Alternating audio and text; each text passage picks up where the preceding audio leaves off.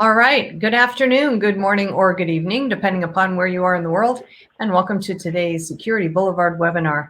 I'm Charlene O'Hanlon, moderator for today's event, and I welcome you. We have a great webinar on tap. I'm really excited about this one. It's going to be really, really fascinating. But before we get started, we do have a few housekeeping items we need to go over. First of all, today's event is being recorded, so if you miss any or all of the event, you will have the opportunity to access it later on. Following today's webinar, we will be sending out an email that contains a link to access the webinar on demand.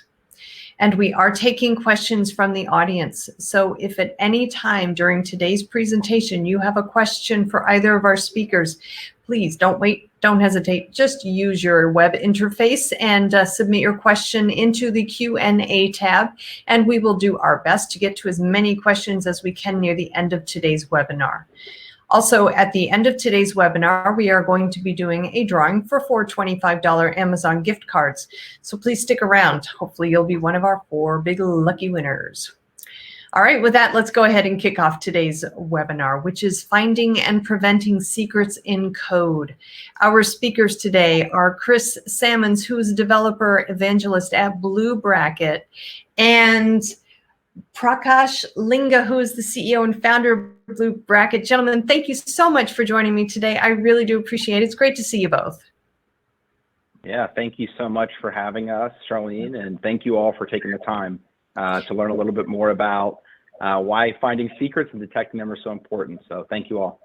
Excellent. Well, I'm going to take myself off camera, put myself on mute, and okay. Chris, I'll let you get right into your presentation. Awesome. Thanks, Charlene. Yeah, thank you again. Thanks, everybody, for joining. Today, we're going to talk a little bit about finding and preventing secrets in code. You know, it's from an agenda, talk a little bit about myself and Prakash, and then we're going to talk a little bit about this whole shift left movement and really what is it? You know, there's a lot of people, I think, that have different terminologies for this. So we're going to quickly touch on that and why it's important, and then dive more into, you know, the threats and why secrets in code are such a big deal, and you know how organizations are struggling and also how some are handling that today. And then a very simple 3-step approach on how to detect. And this really ties back to that whole shift left notion of empowering and starting with the developer first. And then just a quick recap at the end, and how, you know, after the call today, you can very quickly go and arm your developers and your entire team with a few simple things to start practicing better hygiene when you and your developers and the rest of your team are actually committing code. And then we're going to leave about 15 to 20 minutes at the end for Q&A. So I look forward to all your questions at the end and all your feedback and comments. So Chris Salmons, I am our developer evangelist. SCSA, I get a lot of different hats, but today I'm the developer evangelist. I work with all of our customers. I've worked with Ajay and Prakash across multiple companies. So it's our entire team is very security focused, and you know, very excited about what we're doing here and just this whole problem in this new space that's evolving across the industry. Andrew Schmidt was going to be joining us today, and he still might jump in. He's dealing with the Sev1 issue right now. Andrew is the application security lead at iHerb. iHerb is one of my customers. They're a great group, and they've got some really unique challenges, even outside of just our product, just as a whole. And you know, I really hope Andrew's able to jump in, but I'm sure all of you know there's issues that do come up, and I'll definitely make sure I touch on some of his talking points. And luckily enough, we've got Prakash that's filling in, who is amazing and has a lot of insight and is an expert in this space as well. So he'll be chiming in and participating in this. So I don't know, Prakash, do you want to say hi? Introduce yourself? Super excited to be part of the webinar, right? So Andrew is really sorry that he may or may not be able to join it. So, and he was really looking forward to this. So I'm excited to answer any questions you may have and chime in as needed. Awesome. Thanks, Prakash. So I want to start off with a quote. You know, prevention is ideal, but detection is a must. And I like this a lot. It's from Dr. Eric Cole, if any of you are familiar with him. And I think this really is applicable for what we're talking about today is, you know, in a perfect world, it's this whole zero trust notion and being able to prevent and really keep out all the bad guys and make sure people can't get in. But detection is really where it starts, and getting visibility, and a lot of tools that are out there today that are providing this level of detection. But, you know, source code was really kind of a green space outside of a lot of the open source tools for a while. And so I think this is just a really great theme to keep in mind as we're going through this today. And it's something that, I have many conversations with my customer and they agree. So I thought it was really applicable to kind of start with this, and it's one of my favorite quotes. What is shift left? I think this is a big topic here. And, shifting left, it's really just a principle that security should move from the end of the development life cycle to the left. And that's really what we're going to talk about today, is it should start with the developer. A lot of times people are looking after the math. They're tying it into CICD, into their pipelines, but there's things that we can do even before that to really help empower and move towards this shift left notion. So I just wanted to make sure we were all on the same page here. And, this is really a big theme of what we're going to cover today. And, there's 3 very simple steps. Obviously, there's more that from the best practices that really tie into this whole shift left notion as well. Yep. And as a developer, right? So, and many of you in the audience are developers, right? So you would attest to this, which is the best way to address something is to find and fix that on your developer machine within your developer environment, right? Whether it's a feature bug, whether it's performance, whether it's security related, right? And that's really what we are trying to enable here in the security world, instead of having these issues found towards the end in isolation and making it extremely difficult and challenging for engineering to follow up on and fix. How about we find them early, right? As early as on the developer environment, right? Or in the CI/CD pipeline, right? And that's really the shift left principle. Aligns well with how developers work and what's right efficient for them. Yep. Thanks, Prakash. So the elephant in the room and what we're talking about here, a lot of this ties back to the breaches. And, this is a lot of these companies, in some cases, they are adopting more of a shift left mentality and approach to, their code. But, things get out. I think this big stat in 2019, almost 50% of breaches, they came from the misuse of credentials. Not necessarily that developers mean to be malicious. In a lot of cases, Prakash and I talk to customers and potential customers every single day. And it's not necessarily the malicious actor. It's the developer that accidentally commits something or contributes back to an open source project, or thinks something's commented out, or they send out a password or a database schema that, really can put the organization at risk. And this is a very common theme that we hear. And that's where a lot of these breaches are, it's what they're tied back to. And I think the biggest one, which I'm not going to talk too much about it because everybody's talked about it, is obviously the SolarWinds. And this was a direct attack on their supply chain. And you have to know your bill of materials. And, with the SolarWinds attack, this is something that's widespread. And it was very well thought out, but a lot of this also could have been prevented if this whole shift left notion would have been adopted early on, as well as other things across static code analysis and a lot of the other tools that are out there today. But, this is really the big talking point. This is what a lot of our customers and just people that we engage with across the space, it's a very difficult thing to solve too. The big challenge here is you don't want to impact the developer. Developers, they are the one group that, really can't introduce any new steps, and they don't like friction. So how do you go about doing this without really impacting them, but also empowering them and not feeling like it's that big brother approach? So, that's really been the challenge here, and that's why you see a lot of this. And most companies are more on the reactive side than the proactive side that we engage with. We're starting to see more and more organizations, small and large in this space, really understand, that this is a problem. And SolarWinds, I think, brought this to light. Obviously there's stuff with Xbox, Mercedes, a lot of the GitHub credential leaks, Uber, things that we hear about because we're in the space, but SolarWinds was a big one. And it really woke up a lot of people across a lot of organizations. And, what we're going to talk about today, a lot of this could have been prevented if a few of these simple steps were put in place. Prakash, did you want to add anything to this? Any other comments on just this as a whole, or maybe specifically the SolarWinds attack? I think SolarWinds is just one example of many public breaches that have started with or been heavily influenced by secrets or credentials, passwords, and other information in code, right? Sensitive information that should not be in code, right? And it happens way too often, many times inadvertently, right? And that's really what we're here to talk about in trying to understand both being aware of when some of that sensitive information makes it to code, but but also more importantly, how to prevent that from happening in the first place. Yep. No, I couldn't agree more. Yep. So code security threat number one, it really is secreting codes. There's a lot of organizations out there today that are obviously scanning their code, especially through their pipelines, but a lot of this is static code analysis. And what we're talking about today is specifically secrets and tokens and credentials that are making their way out. Secrets in Git are dangerous. A recent report that I think GitHub actually put out said about 1% of all check-ins, they actually have vulnerabilities or contain tokens and secrets. And I think the big thing we have to remember here is source code, it's leaky. Code's copied and transferred everywhere. It gets designed, it's a collaborative tool. It's exactly what it does. And even promotes code to be freely distributed. So it's a very collaborative, open source, community type environment. And the challenge here is projects can be cloned onto multiple machines. They can be forked into new projects, distributed to different customers, made public and so forth. And before you know it, one thing that gets out, it could be spread across multiple devices all across the world.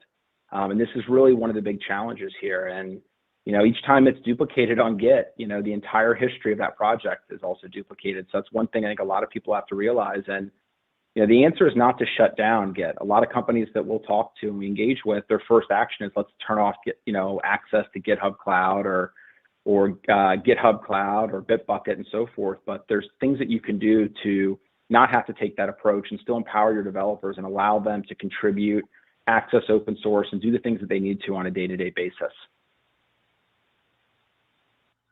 So, Prakash, did you want to add anything to this? Yeah, I think, Chris, you covered it, right? So. Perfect. Yeah, so, why secrets in code are so widespread? I think, Prakash, it was probably best for you to take this when you were going to talk a little bit about this as a whole and why it's such a big issue.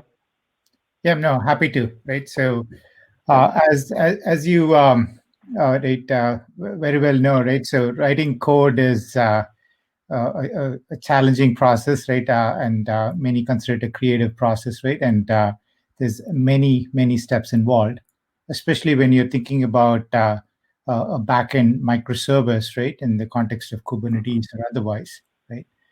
And writing this code, right, and more so with the advent of Git and open source and other tools, right? So it is very common to use a separate repository per microservice, leveraging Git, because Git makes it so easy to work with code, collaborate with code, version code, right? Makes it easy to share code in libraries or otherwise, right? And it is also very straightforward for developers to clone that code onto their machines, right? Whether it's work machines or sometimes, other home machines and others that they may be using.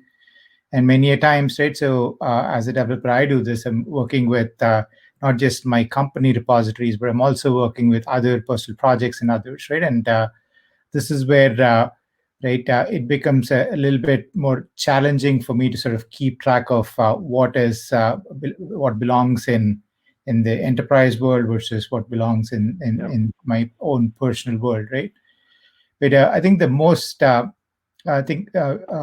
aspect that I try to keep in mind is many a times as a developer, right? So I tend to work on and try to get things done efficiently. Sometimes take the shortest path to get there, right? And always hope to come back to it and address it, right? And secrets in code are no different, right? So they are a necessary piece of the puzzle, especially in this microservices world, when you're calling different services that may require authentication, and not just these tokens, right? There's also passwords and credentials that have been around for as long as code has been around, right? And many a times, even though as a developer you're aware of best practices, right?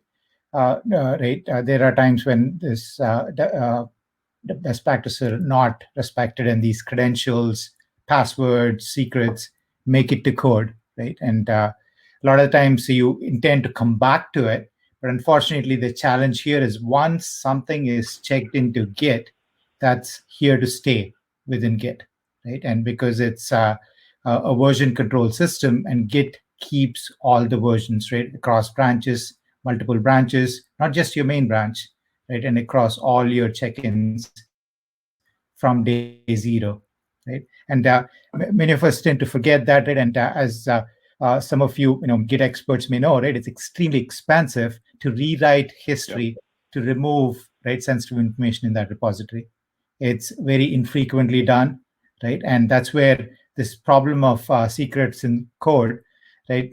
Call it, developers being lazy, or call it just Git being very powerful, right? Becomes a widespread problem, right, across these different types of sensitive information, passwords, multiple types of secrets and tokens, right, and credentials that either are in variable assignments, are in URLs, or are used as authorization header, right, and sometimes in N files that are accidentally checked in, right? We have seen multiple different ways, and sometimes they're more sneaky. They're dynamically generated, right? Those are harder to catch, right? But it's a problem that happens all the time, even with the most savvy of developers, right? And that's why we see this to be widespread. Yeah. No, Prakash, that's a great point. And I think, just to kind of give an example off of that, this is something that Andrew was going to talk a little bit about. Andrew's background, he came from L'Oreal, where he was on the AppSec team, and he's now over leading the entire AppSec DevSecOps team at iHerb. If you're not familiar with iHerb, they're a very large old e-commerce company. They were original.com. They've been around for a long time. They're the Amazon of vitamins and supplements. So they've got, right around 1,200, 1,300 employees. And Andrew just stepped into this role about 7-8 months ago. And this kind of ties back to what Prakash was saying. They're not going to go back and rewrite things. And the big thing for him was looking through a lot of this old code that's been migrated across legacy systems from Perforce, and now they're actually running in Bitbucket. And the challenge for them was just understanding where things were at and being able to go through and use various tools to scan and understand and get more of, we call it a blueprint, but a blueprint of, where their code is, how many repos they have.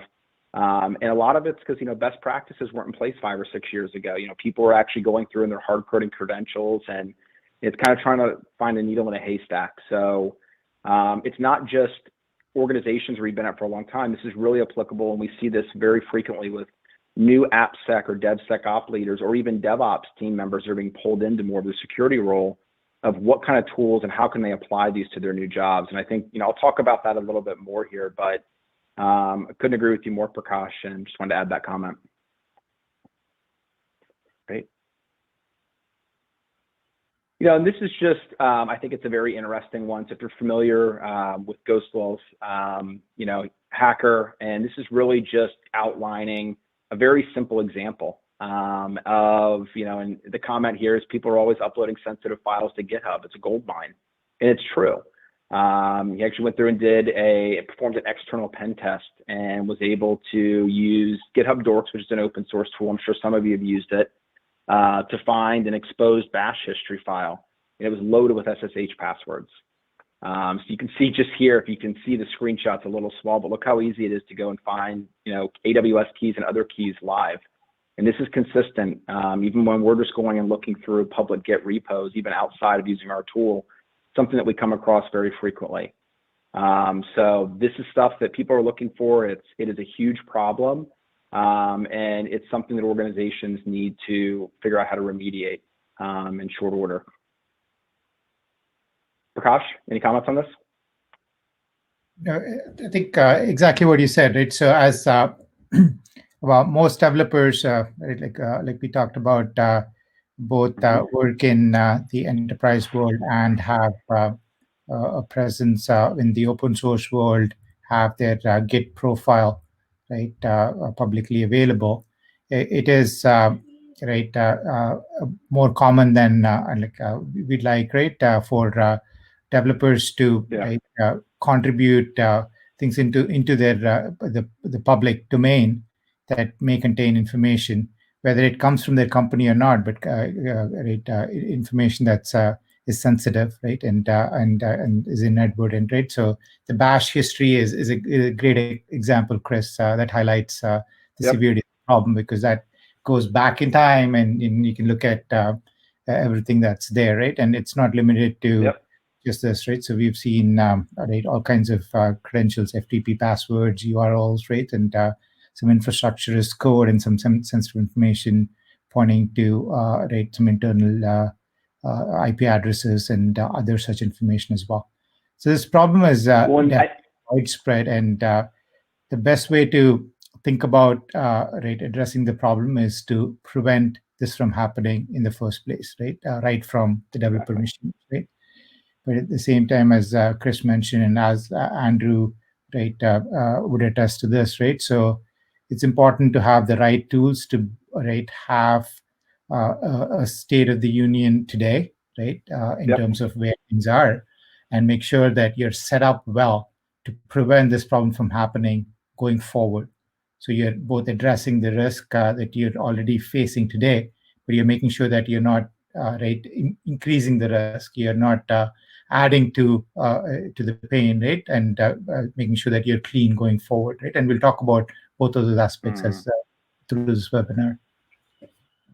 Yeah, and I think Prakash, you said something interesting. It goes back to a point that I made earlier, which is, you know, in our experience and most of the conversations that we have with our customers and just other industry experts and, you know, AppSec, DevSecOps team leads, you know, it's not necessarily the malicious act. You know, most developers today, not most, all of them, you know, the first thing we ask developers, you know, hey, show us your Git profile, show us the projects or the, you know, the files and the repos that you've been working on. And it's usually from existing customers or companies or jobs that they've had. And that's usually one of the biggest things that we see is people will take, you know, a project that they've worked on or files, and that's their CV and they're proud of it. And they don't mean to be malicious with it, but a lot of times that's where it's sitting out on these public repos. And that's a very, very common theme that we see, especially when, for us with our customers, we go through and do an initial scan across their enterprise code servers as well as public Git. They're very surprised to see what's there. And that's usually one of the common themes that we see.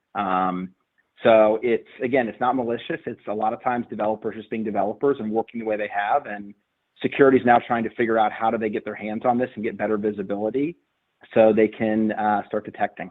Yep. So how to detect? I think it's a great segue into that. You know, we've broken this down in just a few simple steps, and obviously we could go in a lot deeper, but for time's sake, we're just kind of focusing on, these are the three that we see from a best practice standpoint. And this obviously all maps back directly to this whole shift left notion of really starting and empowering with the developer and starting that process there. So the first one is obviously scanning pre-commits. You know, this is, I equate this to, you know, I've asked a lot of CISOs, been in the security space for a while. You know, what's the one tool that, you know, if there was nothing in place, what would you implement? It's Password Manager, a LastPass, a Keep, Dashlane, whatever you might be using. I honestly put this in the exact same bucket. A pre-commit tool that your developers can use, and a lot of them will use this for vulnerabilities, scanning, making sure, you know, the code that they're committing is clean, but specifically for secrets. And this is a very simple thing to do. There's a lot of free tools out there. You know, Blue Bracket, we have one of them. We have a CLI tool in our community edition. And this allows the developers to scan their pre-commits before anything gets committed and then push back to the actual repo itself. So this is very shift left. You're starting with the developer. You're empowering the developer to make good decisions. And, you know, just like you would have with a git ignore file, a lot of these have, you know, we do the same. We have an ignore file. So if they need to exclude certain things, you know, this is all things that are doable. And, you know, there's a lot of tools out there. And this is a very simple practice that you as a company can make and implement with your developers today to start practicing good hygiene when it comes to scanning that code, not just for vulnerabilities, but also for token secrets and PII specifically. And I'm actually going to walk through here in just a second and show you what this looks like. But I was going to say, Prakash, do you want to add anything to this? Yeah. So, you know, it's extremely important that you pick a tool, right, that's works well with your developer ecosystem, right? And in particular, when some of these risks are highlighted, let's say there's a secret or password or token that's highlighted, right? That the false positives are low, right? So we don't want your developers, right, or the developers in the audience, right, to be spending time on things that are not of interest to you, right? And that's where especially with some of these open source tools, right? So there is potentially a challenge there with seeing too many hits and not knowing what to prioritize or not, right? And so I would keep that in mind, right? When you think about detecting secrets, whether it's pre-commit or whether it's in the context of right, looking at historically all the commits that you have and understanding the state of the union, like Chris summarized the blueprint of where things are with respect to secrets in code across your repositories. It's important that you use a tool that helps you focus your efforts on a few that are potential candidates, right? And make sure that a lot of the uh, filtering of right, whether it's inactive or test secrets or sample code or any of that is happening behind the scenes. That's not what you as a security engineer or a developer would want to spend time on, right? And you'd want to focus on a few examples of the few that are likely candidates, and make sure that you're able to very quickly ascertain that if that as a production secret, and work on remediating that secret right away. Yeah, that was great, Prakash. Yeah, and I think just to kind of show you how simple this is, obviously, I could go through and put a full commit in, but I just want to kind of highlight, we do have a CLI tool. I listed out a few others that are out there. And to Prakash's point, you have to make sure it's something you're comfortable with and it applies to the systems and the stack and, overall what your entire developer community wants to use. So this is just one example. And this is obviously something that's publicly available.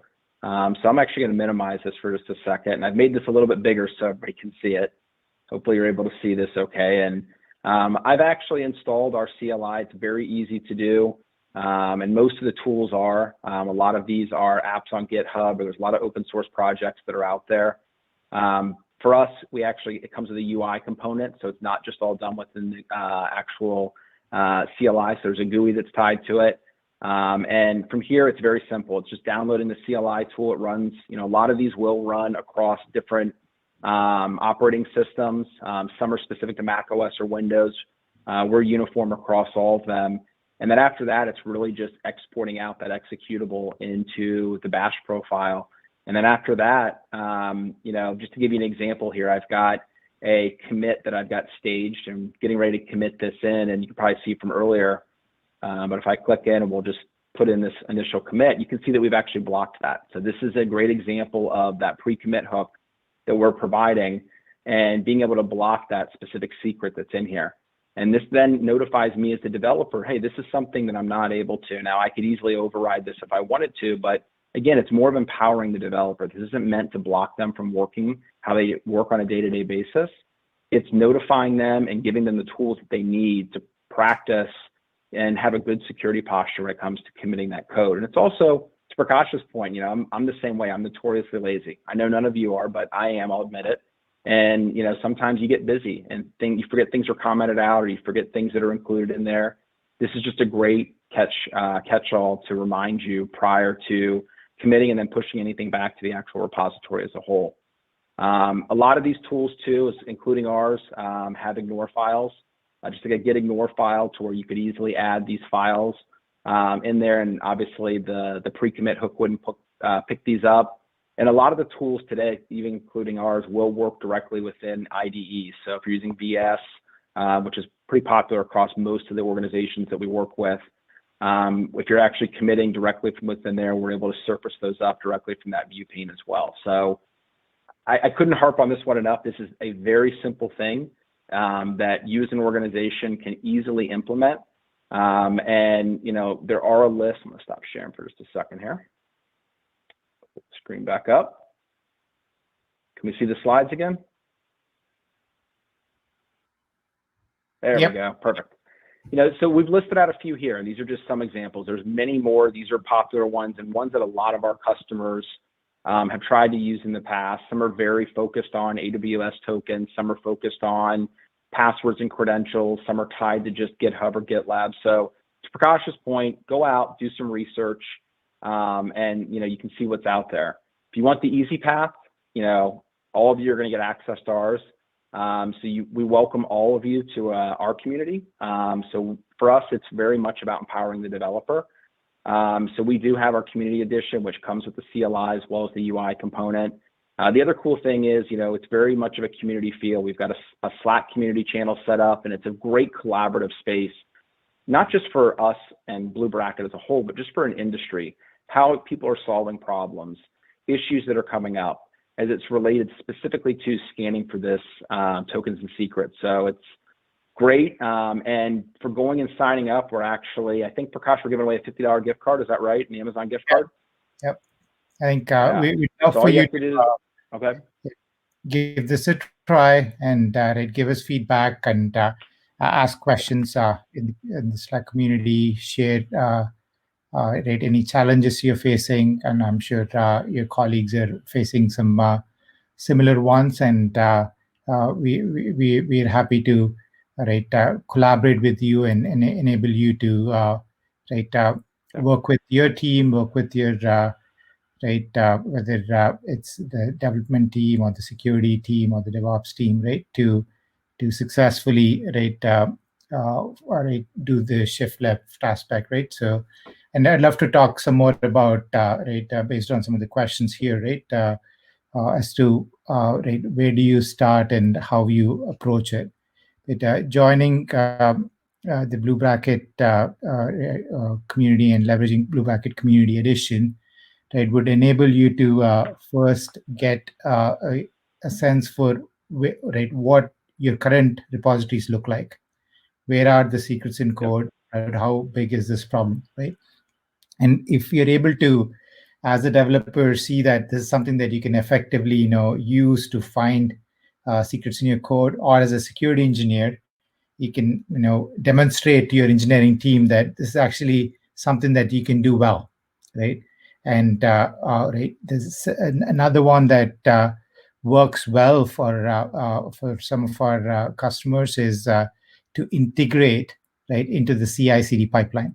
So then you're not necessarily asking the developer to run this pre-commit, And you could also start with CI/CD in just an information only mode, You don't have to block. You can inform, and show the efficacy of the approach, the tool, and how this would really help, the organization not just reduce your risk posture, but also help developers to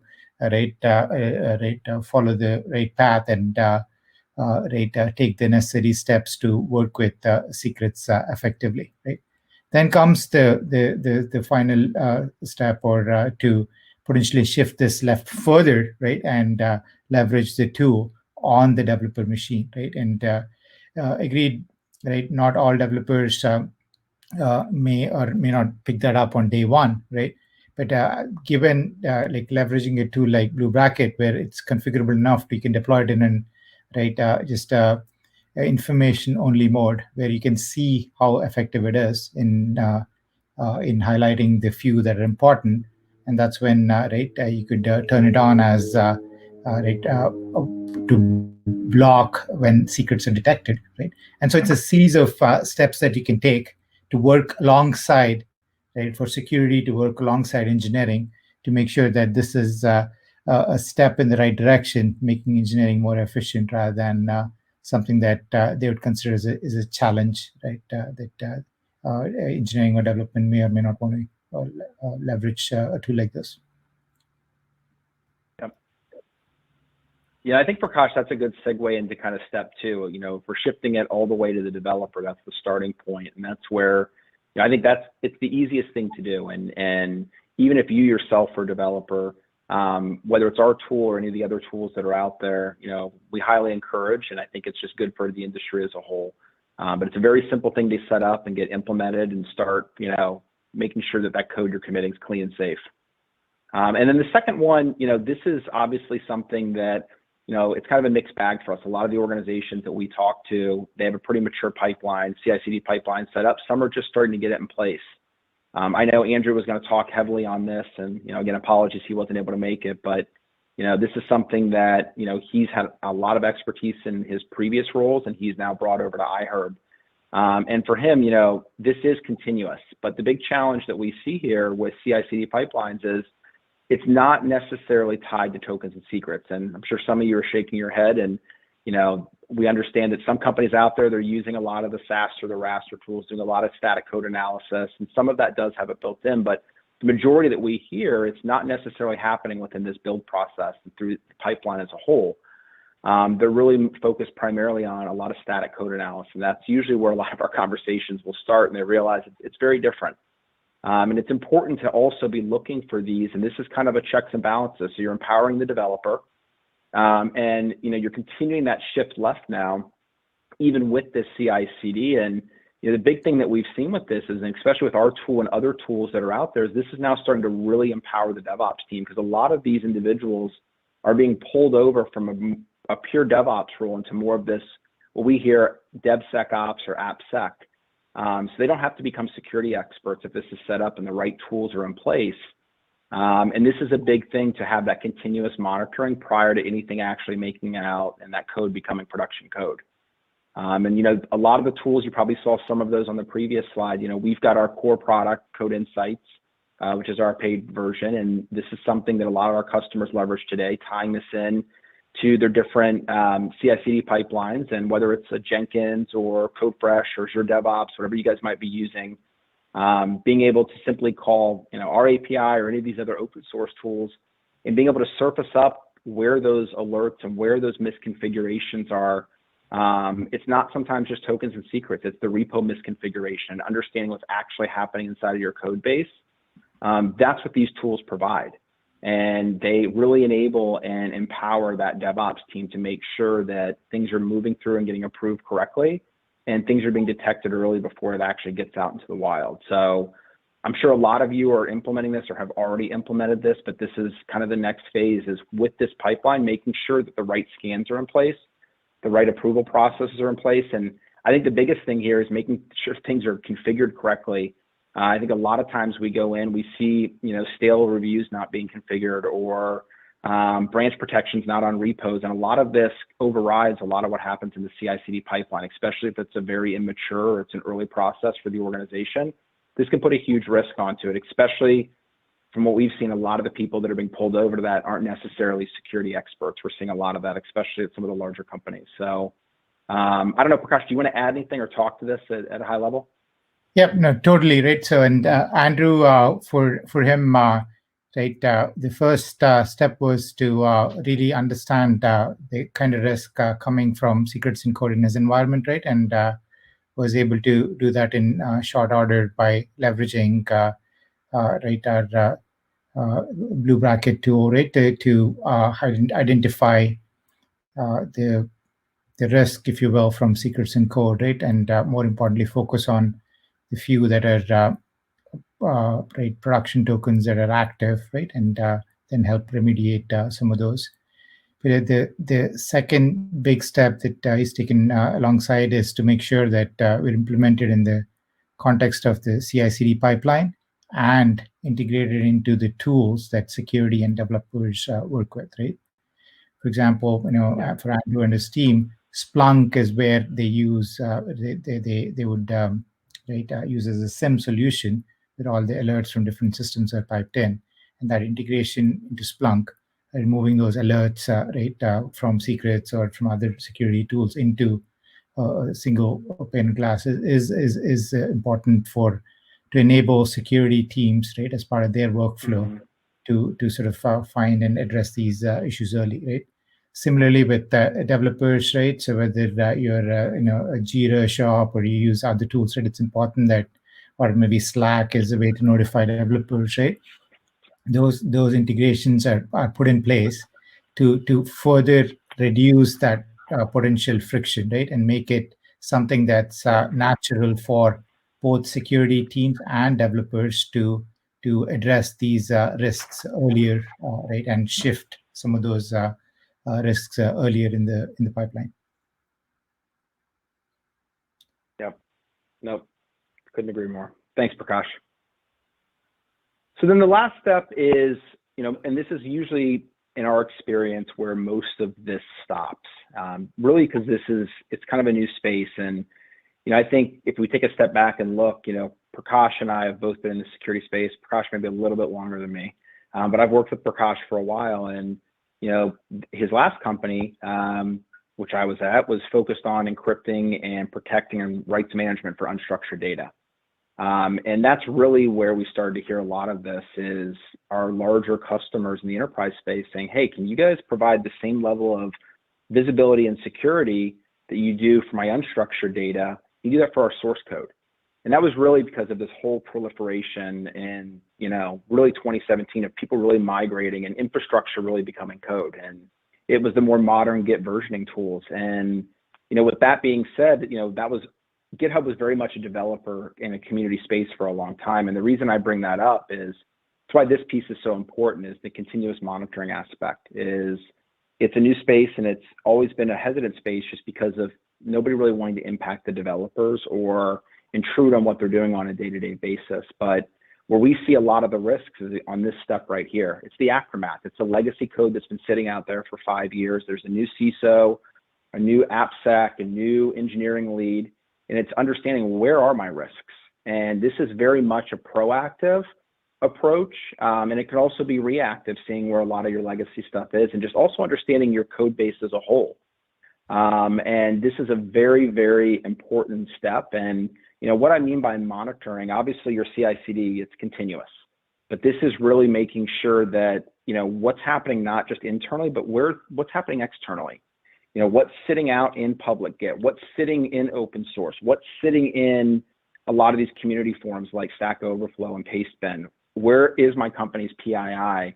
And a lot of times it's not just tokens and secrets. PII is a big thing that we see, especially with, the GDPR rules starting to make their way and be applied, at least at the state level now. We're going to see more of it, I think, at the federal, just my opinion. But, this is very important here, because credentials now and PII becomes just as important and just as big of a risk for an organization, especially with a lot of these regulations that are out there. So there's a lot of tools out here that can do this. I pulled up a couple of UIs, which I'll pull up again here in a second. Our community edition does this at more of just the secret level, and being able to help you identify those secrets. But our full product Code Insights does this across not only your enterprise code servers, but it's looking at public GitLab, public GitHub, public Bitbucket. We'll be adding Azure DevOps later on. It seems to be a pretty popular repo management tool as of late. And, being able to understand where the risks are outside of your network is the big thing. And it's not just us. There's a lot of open source tools that do it. And again, this is something that there are free offerings and free open source projects out there that can be used, or you can use a technology like ours. But, Git Secret, Trufflehog, a lot of these, like Git Secret's tied specifically to a lot of AWS tokens. It was developed by them. So this is great if you're a big AWS shop. Trufflehog's a very popular one, YAR, and then, GitHub and GitLab are starting to implement some of these as well. But, the big challenge that we see, some companies will have open source projects, or they will be leveraging GitHub or GitLab's functionality, but it's siloed to just that ecosystem. And you have to understand that if a developer is doing something, they might not just be doing it in GitHub. They might be doing it on GitLab or Bitbucket or on these community forums. So having something in place to scan and look for things outside of your enterprise code server across public Git and these other locations, to us, is critical. And this is really where, most companies are taking that reactive approach. If you shift all the way to the left and you're starting and you have got a really mature practice where you're empowering the developer, you're scanning for tokens and secrets in your pipeline, you might say, well, why do I need this? And, were those in place a few years ago when you guys committing and writing code 3 or 4 years ago? And most of the people we talk to, the answer is yes. So it's kind of a good housekeeping to clean up and see where you're at. And then obviously make sure it's kind of a checks and balances to make sure things aren't getting out and being alerted on them when they do. So to me, this is such a critical piece. The work doesn't stop once that code goes to production. It's also monitoring and making sure that that production code is not sitting where it's, not supposed to be. So Prakash, I don't know, do you want to add anything to this as it relates to our customers and just what we see across the industry as a whole? Totally. I think I echo what you said, Chris, right? So I think it's important to not think of it as one and done, right? Also, right, some of our customers started with sort of evaluating these risks, let's say once a week, right? And things start to pile up pretty fast, right? And that's where having a more continuous monitoring a view of the world, right, where you're equipped and enabled to, either in the context of a tool like Blue Bracket that gives you that monitors every commit and then gives you a complete perspective, or integrating into the CICD solution. That way, you're looking at every commit that goes through the pipeline, and hence have a continuous view of the world. Right, is important to make sure that you're not just addressing these risks one time, but are continuing to keep your company safe from the risks in code on a continual basis. Yeah. And I think the other big thing here too, Prakash, that we're seeing is, we're starting to speak more to compliance and, data governance officers. That's becoming a more common thing here in the States, at least for us. Obviously, with GDPR and in the EU as a whole, it's a whole different conversation. But, the big thing here is just having that audit trail too, and being able to go back and, our tool does that. Some of these others do it as well, just to be able to get that visibility and see, how did it get out there? Where has it gone? And being able to have that hard audit trail is something from a compliance standpoint that's also, equally as important and super, super powerful. And I can tell you story after story. It's not just tokens and secrets, that make their way out. A lot of these tools can pick up. We had one customer that people were mining crypto on their AWS servers and spinning up new services. So a lot of this stuff gets missed, and some of these are examples of DevOps moving into more of this security role, and having the right tools in place can empower that team and make sure they're doing their job successfully. And that's the big thing that we're trying to the point that we're trying to get across here. Yep.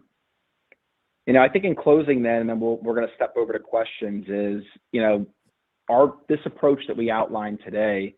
You can go arm your developers with this immediately. In order to really truly shift left, it really has to start with the developer. And that's something that we truly believe. And that's why we have our community edition, because we want our community as a whole, the development community as a whole, to practice this. And I think it's something very important for us as developers to start working on and preaching across the industry. So I think the big things to take away, and some of these are common. I'm sure some of you are going to laugh at this, but, never hard code credentials in the first place. Seems dumb, but we do see this from time to time. That's a very easy practice. And use tools like a HashiCorp Vault or an AWS Vault to store your tokens and keys, or use API calls instead of hard coding those. And then the other is to really just provide tools, the right tool set, and empower those developers to start scanning their pre-commits. And whether it's ours or another open source tool, that's something that I think is critical to really start to adopt this shift left notion. And then not just scanning for vulnerabilities and code integrity, but scanning for secrets and other misconfigurations during that pipeline and during that build process and that approval process is critical to making sure that, things aren't getting out there. And in the event that they do, having that monitoring tool in place and being able to detect those if they do make their way out, so you can be proactive instead of reactive. And, everything that we've outlined today, these are things that can be done to certain degrees with, a lot of open source tools, or leveraging a tool or technology like Blue Bracket as it relates to kind of the continuous monitoring and the CI/CD piece. So very simple, but this is something I think a lot of people have been scared with to impact and change anything on the developer side. And that's been honestly the biggest thing I've heard is they're terrified that the developer is going to get up and walk out the door and go somewhere else. And I think with everything that we've shown you today, the big takeaway from this, none of this is going to impact your developer. You're empowering you yourself as a developer or your team to protect the company and the organization as a whole, and also to protect themselves too. I think that's the other thing is a lot of these developers get drug into this, and I've heard a lot of nasty stories, and so has Prakash, and a lot of the times they don't mean to be malicious, but it can fall on them. So these are some very simple things that you guys can apply today immediately to start making sure you're secure and practicing a good security posture, and it's committing your code. So that's really all that we had today. I went 4 minutes over. I said 15 minutes, so we'll do 11 minutes for questions. But Prakash, do you want to wrap up with anything before we step over to questions? I think so. This whole idea of shift left is new, right? And I think with anything new, right? So there are bound to be some early challenges, right? So And that's where thinking about right, initially understanding the risk and then shifting left one step at a time, more being informational and then enforcing some of these aspects, right, is the best way to bring your organization together with the common goal of continuing to ship software, quality software fast, but at the same time minimizing the risk to your enterprise, right? And we have seen this successfully done across multiple different organizations, right? And Andrew at iHerb as one example that has done this recently, while he's plenty new to the organization, right? And we've seen this done at a fairly large organization across multiple different development teams, across multiple programming languages and security and development ecosystems as well. So you can do it too. Let's make it happen. All right. All right. Yep. Well, we are about 10 minutes to the top of the hour. So we have about 6 or 7 minutes for question and answer period. So why don't we just go ahead and dive right into the ones we've got. Mike asks, shouldn't there be an industry standard tool for use with Git in standard OS environments to stash passwords into local only environments and use an OS reference to the programmer developer's environment to pick up actual passwords, temporary or not? If GitHub, GitLab, MS repos, and all other public repos didn't just scan but promoted the method to stash passwords locally, it would start a cascade away from passwords and code. Yes? It's a long question and probably a very short answer. That's a great observation, and yes, agreed, right? So I think one challenge for why this has happened yet is, as you very well know, these passwords, right? Those local passwords are not the only context in which the code is executed. Right? The code also maybe need to run in the pipeline, CI/CD pipeline, may need to run in production, and providing some of these credentials in that context is also important, right? And typically environment variables are one way to do this, right? Where you check in it, you have a .env file that's local for your local credentials.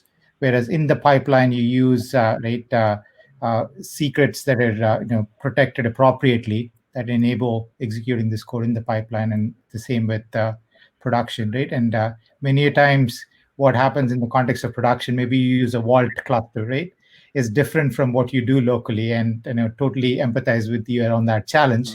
And I think I look forward to a world where there's a standard way to do this across all of those three environments: local, CI/CD, and production.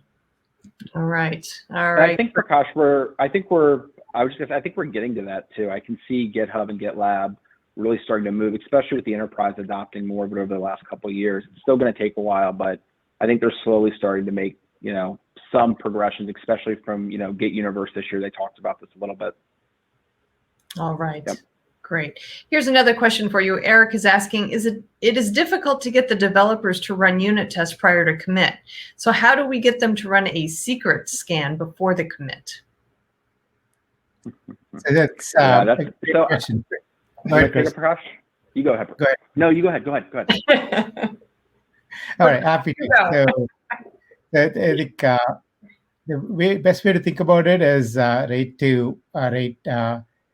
use a tool that from a security perspective you think is effective, right? And show that it's effective for your developers. Right? Typically, it's done in the context of a CI/CD pipeline, right? Or make it available for your developers to use optionally. And we have seen some fairly large customers of ours use that as a very effective strategy to initially both enable it in the CI/CD pipeline in an information-only fashion, but also make the tool available for the savvy, curious, inquisitive developers to pick it up early. Then, if the tool is effective, if they see that it's actually working well, then the word spreads, right? And you'll see, not every developer, but many of them will start to pick it up. And once this is a required step in the CI/CD pipeline, then guess what? No developer wants to break the build, right? And they'd start running this locally, and that's what happens with linting tools, as an example, right? And this is no different. All right, great. Yep. I think we have time for one more question, maybe two. We'll see. The next question from David, does it make sense and is it even legal to scan third-party open source dependencies too? Perhaps I'll let you take that one from the legality standpoint.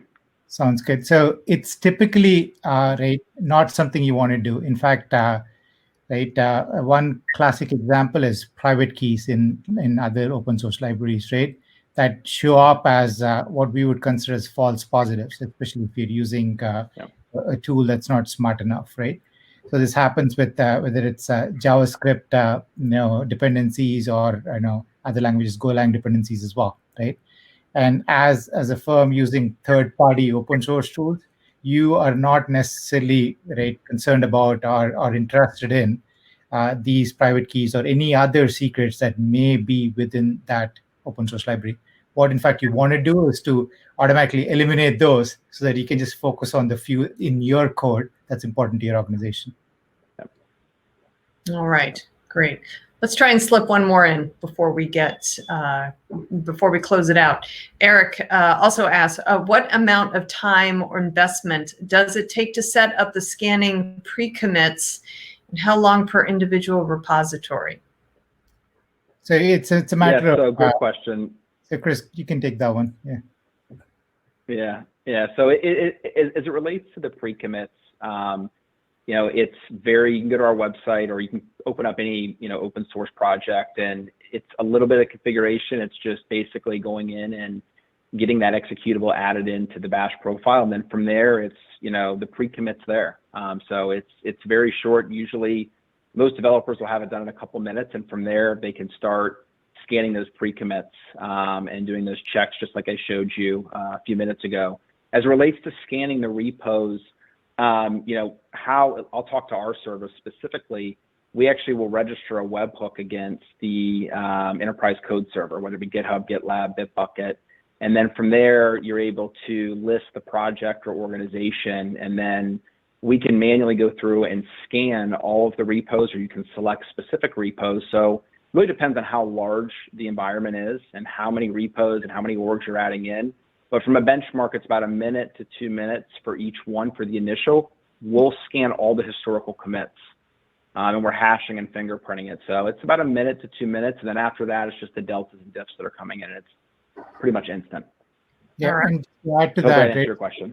And on the developer machine, it's a matter of seconds, right? If the question was more around using a tool like Blue Bracket, right?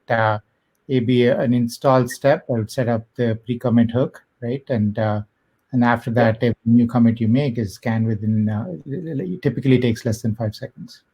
All right, awesome. Yep. Well, we are about 2 minutes to the top of the hour, so unfortunately that's all the time that we have for the question and answer period. If we did not get to your question, and I know there were a few that we weren't able to get to, but please know that the folks at Blue Bracket are getting a copy of all of the questions that were answered and that were asked, and I am sure they will be more than happy to follow up with you offline to get your question answered. So, but again, I do want to thank everybody who did submit questions. Also, a quick reminder that today's event has been recorded, so if you missed any or all of the event, you will have the opportunity to access it later on. Following the webinar, we are going to be sending out an email that contains a link to access the webinar on demand. The webinar is also going to be living on the Security Boulevard website, so you can go look for it there. Just go to securityboulevard.com/webinars and look in the on-demand section, and it should be right there waiting for you. All right. One last thing. Go ahead, Chris. No, I was just gonna say, and I know we didn't get to some of the questions to your point, Charlene. So my email's here. Please reach out to me. I know Francisco, you had a question around Bitbucket. I'm more than happy to answer those and provide any guidance there. So please, by all means, reach out. All right, great. Before we close things down, let's get to our Amazon gift card drawing, which Blue Bracket has kind of shown us up with their $50 Amazon gift card offer, but bear with me here. Our Amazon winners today are Timothy O. Congratulations, Timothy. John W. Congratulations, John.